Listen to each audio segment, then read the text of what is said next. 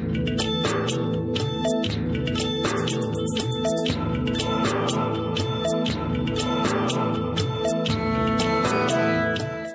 देश के विजेता, मोक्ष मार्ग के प्रतिपादक, चरम तीर्थंकर शमन भगवान महावीर स्वामी के चरणों को कोटि कोटि वंदन करते हुए एक भवावतारी, चर्चा चक्रवर्ती, भीष्म प्रतिज्ञाधारी, अखंड बाल ब्रह्मचारी आचार्य सम्राट पूज्य श्री जयमल जी महाराज साहब के चरणों में कोटि कोटि वंदन करते हुए उन्हीं के 11वें पट्टेधर आचार्य सम्राट पूज्य श्री सुखचंद्र जी महाराज साहब के चरणों में कोटि कोटि वंदन।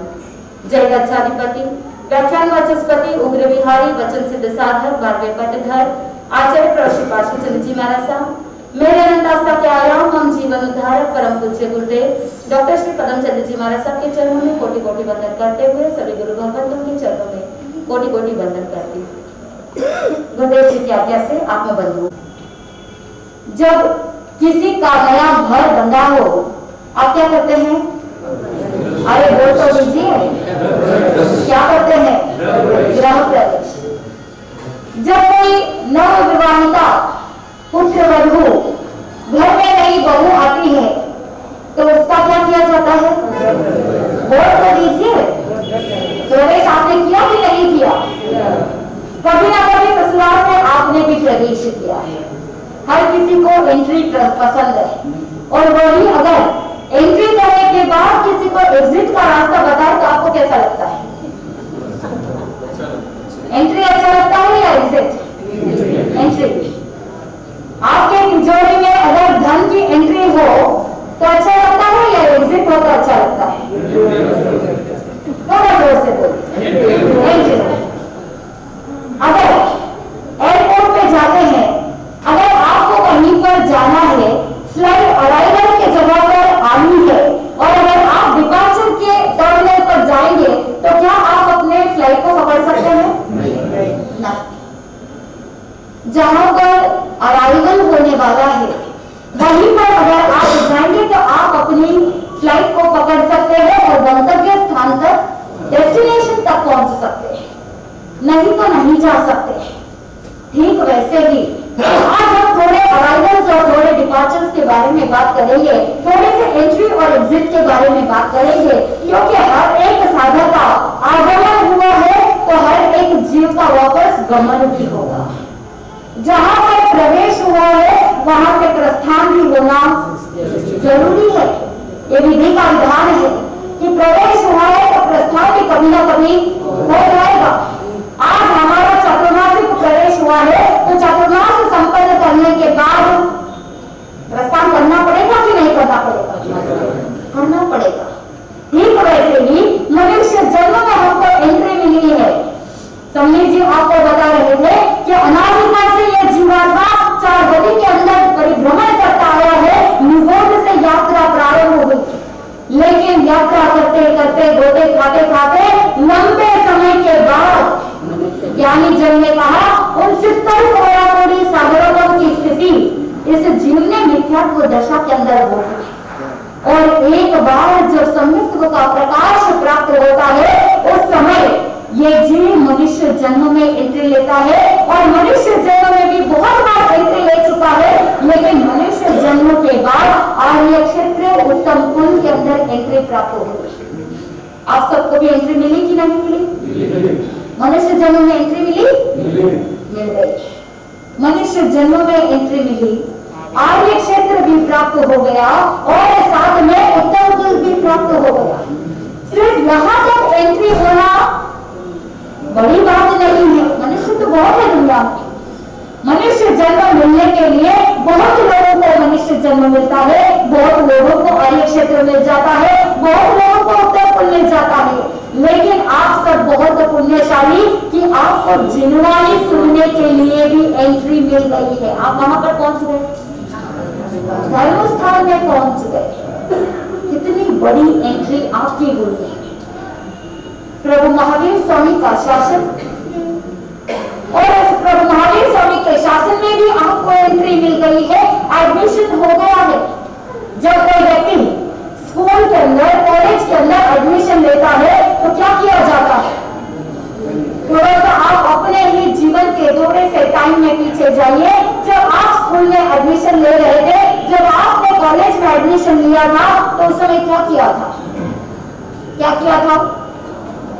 फॉर्म भरा था, फॉर्म भर करके फीस भरी थी और फीस भरने के बाद जो भी प्रोटोकॉल्स है, जो भी करिकुलम है, उसको समझ करके स्कूल का प्रोस्पेक्टस आपने पढ़ा और जाना कि ये स्कूल, इस स्कूल में एडमिशन लेने से पहले आपने तहकीकात की, आपने जांच की कि स्कूल कौन सी अच्छी है। सर्च किया कि नहीं किया? ऐसे ही कोई भी स्कूल में दाखिला ले लिया? नहीं, आपने सर्च किया कि आपको कौन सी बेस्ट स्कूल है, कौन सा बेस्ट कॉलेज है, उसमें आपको एडमिशन लेना है। आप अपने बच्चों का भी एडमिशन कराते हैं तो आप सर्च करते हैं, रिसर्च करते हैं कि कौन से स्कूल का नाम अच्छा है, कौन से कॉलेज में पढ़ाई करने से कैंपस सिलेक्शन हो सकता है, कौन से कॉलेज से डिग्री करने से भविष्य अच्छा हो सकता है। इन सब की जांच आप करते हैं। उसके बाद एक्टिविटीज के लिए प्रावधान है या नहीं है, इन सब के बारे में आपने सर्च किया। करते हैं कि नहीं करते? थोड़ा सा जोर से बोलिए। आप सबने यहाँ पर नाश्ता किया, उसके बाद प्रवेश के लिए आए तो आपके अंदर इतनी तो एनर्जी है कि आप दोबारा तो भर ही सकते हैं, या थोड़ा सा चल के आए तो सारा डाइजेस्ट हो गया। सेकेंड राउंड की तैयारी आप बंद हो।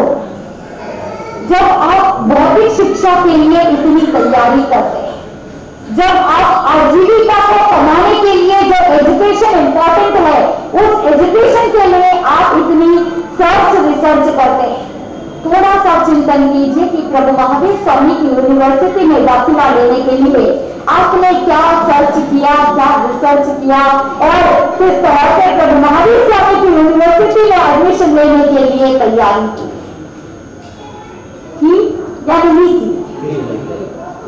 कुछ लोगों ने की और कुछ लोग अभी तक एडमिशन नहीं लिया। जिन्होंने एडमिशन ले लिया है वो यहाँ पर बैठे हैं और जिन्होंने एडमिशन नहीं लिया है वो अभी तक घर पे बैठे हैं। और कुछ लोग ऐसे हैं जो एडमिशन लेते हैं लेकिन फिर भी कुछ ऐसे बच्चे होते हैं जो कॉलेज का एडमिशन लेने के बाद क्लास बंक कर देते हैं, कॉलेज बंक कर देते हैं, कभी कभी अटेंडेंस देते हैं। वैसे भी लोग हैं जो चतुर्मास के दौरान कुछ दिन ओकेशन पर आते हैं और अटेंडेंस देते हैं कि फलान चंद जी ने अमुक सिचुएशन के अंदर अमुक त्योहार के दिन, पर्व के दिन आ गए, अटेंडेंस दे दिया। उसके बाद उनको कोई लेना देना नहीं है कि पढ़ाई होती है या नहीं होती है। और कुछ ऐसे लोग होते हैं कि उनका चेहरा हम कब देखते हैं? सिर्फ प्रदूषण के टाइम में देखते हैं, बाकी के टाइम में तो वो दिखाई नहीं देते। और कुछ लोग ऐसे होते हैं कि जो प्रदूषण में भी नहीं आते हैं, बस संवत्सर के दिन सब मिल जाते हैं, उस दिन उनका अटेंडेंस यहाँ पर हो जाता है। आत्मबंधु बहुत दुर्लभता के साथ आपको ये जन्म मिला, जिन्होंने सुनने को चांस मिला। चिंतन कीजिए कि ये जीव नरक गति के अंदर अनादिकाल से कितनी वेदना भोग करके आया। पीरियड्स गति में दुख देखे, मनुष्य गति में भी दुख देखे, और आप सोचते हो जब देह गति का वर्णन होता है तो देह गति के अंदर भी आप सोचते हो कि कितना धन, वैभव, संपत्ति, आभूषण और नाटक चैतन देखने के अंदर हजार वर्ष व्यतीत हो जाते हैं और इतनी सुख सुविधाएं आप ऐसा सोचते हैं। और फिर आप सोचते हैं कि तिर्यंश गति में दुख है, नरक गति में दुख है, और मनुष्य गति में भी कितने झमेले है कि नहीं? सुबह आप उठते हैं और रात को सोने तक 24 घंटे आपके अंदर टेंशन चलता है, कितना स्ट्रेस, कितनी एंजाइटी। और आजकल तो कितने ऐसे युवा वर्ग 30-40 वर्ष की उम्र में हार्ट अटैक से भगवान के घर से बाहर जाते हैं, होते कि नहीं? इतना स्ट्रेस लेवल, डिप्रेशन, एंजाइटी बढ़ गया है कि हर दूसरे तीसरे व्यक्ति को आप देखोगे कोई डायबिटीज से परेशान लिया होता तो ये सारी नौबत आती ही नहीं। टेंशन, एंजाइटी, स्ट्रेस, डिप्रेशन जैसे बीमारियों से आप जूझते हैं। इसीलिए इस चतुर्मास के दौरान आपको भी क्या करना है, प्रभु महावीर स्वामी के शासन में एंट्री लेनी है। प्रभु का शासन आपको सिखाएगा अनुशासन। प्रभु महावीर का शासन आपको कर्मों से करवाएगा निष्कासन।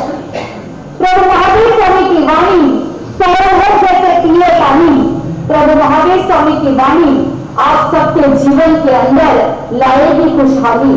आत्म बंधुओं, थोड़ा सा चिंतन को यथार्थ बनाना है कि समय समय पर आपको, जैसे सम्मी जी कह रहे थे, आपको बताया जाएगा कि कब कौन सा कार्यक्रम रहेगा।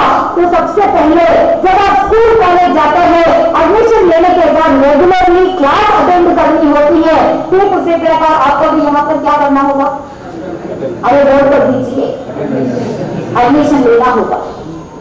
आज एडमिशन आपका हो चुका है। आज प्रातःकाल सुबह 9:15 से 10:15 बजे तक आपके लिए जीवनी यहाँ पर फरमाई जाएगी।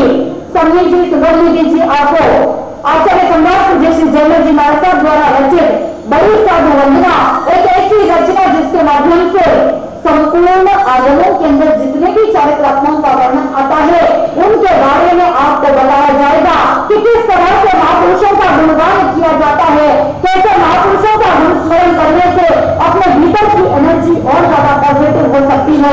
इसके बारे में आपको बताया जाएगा। और साथ ही साथ सम्मी जी के प्रवचन के पश्चात मेरे द्वारा आपको भगवान महावीर स्वामी के साधना काल के बारे में जो गहरा अध्ययन है उसके बारे में प्रस्तुत किया जाएगा। भगवान महावीर स्वामी ने 30 वर्ष की आयु में संयम अंगीकार किया और उनका साधना काल कितने वर्ष, 72, कितने जीवन जिए 72 वर्ष, लेकिन उनका साधना काल जो है वो है 42 ईयर्स, 42 चतुर्मास उन्होंने किए। और हमारे पास दिन कितने, परमेश्वर से 8 दिन छोड़ेंगे तो दिन कितने, जयगत जो परंपरा के अनुसार, आगम के सिद्धांतों के अनुसार उन 50वें दिन हम सफर से निकलते हैं। तो हमारे पास परमेश्वर को 8 दिन छोड़ेंगे तो दिन कितने, 42। चतुर्मासिक पर्व स्टार्ट होने वाला है 2 तारीख को और इन 42 दिनों में हमारा प्रयास रहेगा कि प्रभु महावीर स्वामी की जो साधना काल है 42 ईयर्स, उनके जीवन के बारे में आपके समक्ष, उनके साधना के बारे में आपको बताया जाए कि किस तरह से उनके जीवन में उत्सर्ग आए, कैसे उनके जीवन में उन्होंने कैसी साधना की थी, किस तरह से उन्होंने उपदेश दिया था और कैसे महान साधक हुए जिन्होंने अमुक चतुर्मास के दौरान जीवन में शिक्षा को प्राप्त की। मोटा मोटी आपको पता है कि भगवान महावीर स्वामी के जीवन के बारे में आपको पता है, लेकिन हम इस चतुर्मास में उनके जीवन के कुछ ऐसे पहलू हैं जिनको बहुत डीपली स्टडी करना चाहिए, उनका एनालाइजेशन करना चाहिए कि किस तरह से हमें जीवन में आगे बढ़ना चाहिए। तो जैसे ही कॉलेज में एडमिशन होता है तो सबसे पहला प्रोग्राम होता है ओरिएंटेशन प्रोग्राम, जहां पर आपको बताया जाता है कि आपने जो कोर्स ग्रहण किया है, आपने जो डिग्री के लिए एंट्री ली है, वहां पर उसका स्कोप कितना है, ये यूनिवर्सिटी आपको क्या प्रदान करेगी। जो ऑफिस जाने वाले हैं, जो अपने प्रतिष्ठान को खोलने के लिए 10 बजे ऑफिस जाते हैं, तो हमारा आपसे यही निवेदन है कि चतुर्मास के दौरान 2 महीने आप क्या करो, 10:15 बजे अपने प्रतिष्ठान का अवसर देखो, ताकि आप 10:15 बजे तक पहले से ही घर से ही तैयार होकर के आ जाओ, ताकि यहाँ से मंगली लेकर के सीधा कहाँ जा सकते हैं, आप अपने दुकान जा सकते हैं, अपना ऑफिस, आप अपना अवसर देख सकते हैं। तो ठीक 10:15 बजे एक बार मांगलिक आपको श्रवण करवाया जाएगा। उसके बाद जिसको ऑफिस के लिए जाना है वो अपना अवसर देख सकते हैं और बाकी आगे का कार्यक्रम यथाविधि चलता रहेगा। प्रवचन के पश्चात दोपहर के समय में 2:30 बजे से 3:30 बजे तक महिलाओं के लिए, पुरुष वर्ग के लिए तत्व की कक्षा रखी गई है। जो भी तत्व ज्ञान प्राप्त करना चाहते हैं, चाहे वो खोखले के रूप में हो या चाहे जिज्ञासा के रूप में हो, जो भी पाठ कंठस्थ करना चाहते हैं, जिसका जो भी लेवल है, तो दोपहर के समय में वो अवसर दे सकते हैं और अपने आप को ज्ञान के साथ लाभान्वित हो सकते हैं, क्योंकि भगवान महावीर स्वामी ने यही कहा कि पहले ज्ञान फिर क्रिया, परमं ज्ञानं तवोदया। अगर आपको जीव अजीव का ज्ञान ही नहीं है तो फिर दया किसको पालोगे? धर्म आराधना करनी है तो पहले ज्ञान होना अति आवश्यक है। अगर आपको ज्ञान होगा, आगे बढ़ाने के लिए सरल तरीका होता है कि ज्ञान प्राप्त करना। जो ज्ञानी व्यक्ति होता है वो पाप कर्म का बंध कम करता है, और जो अज्ञानी व्यक्ति होता है वो कदम कदम पर पाप करते चला जाता है। तो ठीक उसी प्रकार प्रवचन के माध्यम से भी आपको बहुत सारी चीजों को सीखने का अवसर प्राप्त होगा।